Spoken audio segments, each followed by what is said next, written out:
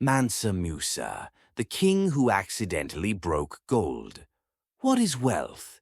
Is it $1 billion? A trillion?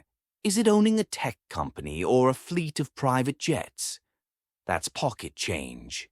True wealth is possessing so much of the world's most valuable resource that you can single-handedly shatter the economy of a foreign nation just by being generous.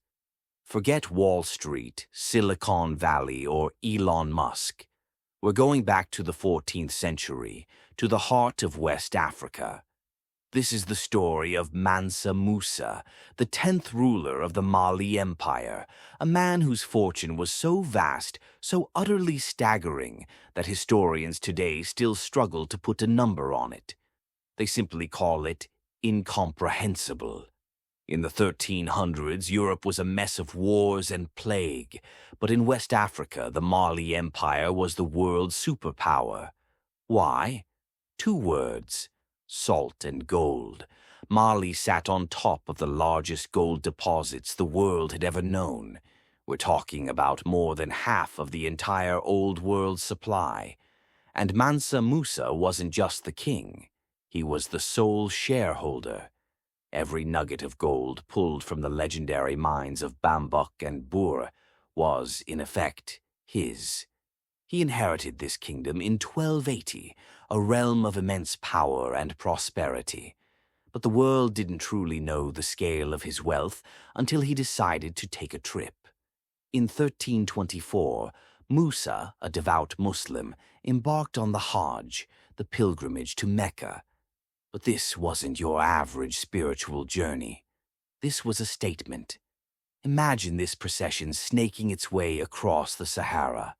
60,000 men, not just soldiers in gleaming iron armor, but an entire mobile city of officials, entertainers, and merchants.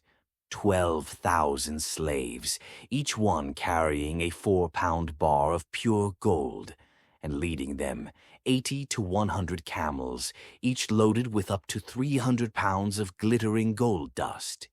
This golden river flowed north, and its first major stop was Cairo, Egypt. Eager to show his goodwill, Musa began to spend. He gave gold to the poor. He gave gold to the Sultan. He traded gold for souvenirs at the markets, paying whatever was asked. He flooded the city with gold. Here's where it gets insane. He pumped so much gold into the Egyptian economy that its value completely collapsed. The price of gold crashed and it didn't recover for over a decade. A single man's generosity completely destabilized the economy of one of the region's most powerful nations for 12 years. Think about that. No CEO, no hedge fund manager today has the power to do that. So, how rich was he? Trying to calculate his wealth in dollars is pointless. Some try, throwing out numbers like 400 billion, but that misses the point. When you personally control more than half the world's supply of gold, you don't just have money. You are the market. His wealth wasn't a percentage of global GDP. His gold was a cornerstone of global GDP. When he returned from Mecca, his legend had spread across the world.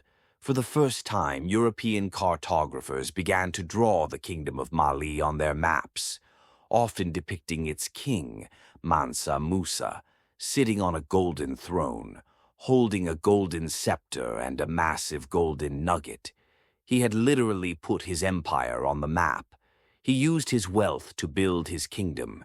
He transformed cities like Timbuktu and Gao into legendary centers of learning and architecture, constructing mosques and universities that attracted scholars from across the Islamic world. The Sankore Mosque, made of mud and wood, still stands today, a monument to the man who built an empire from sand and gold. Mansa Musa's story is a lesson in power. It teaches us that true wealth isn't just about what you can buy. It's about having the power to shape the world, to build legacies, and, if you're not careful, to break economies with the weight of your own generosity. What do you think?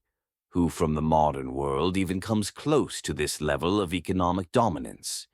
Let me know in the comments below. And if you want to learn about more titans of history, make sure you like, subscribe, and hit that notification bell.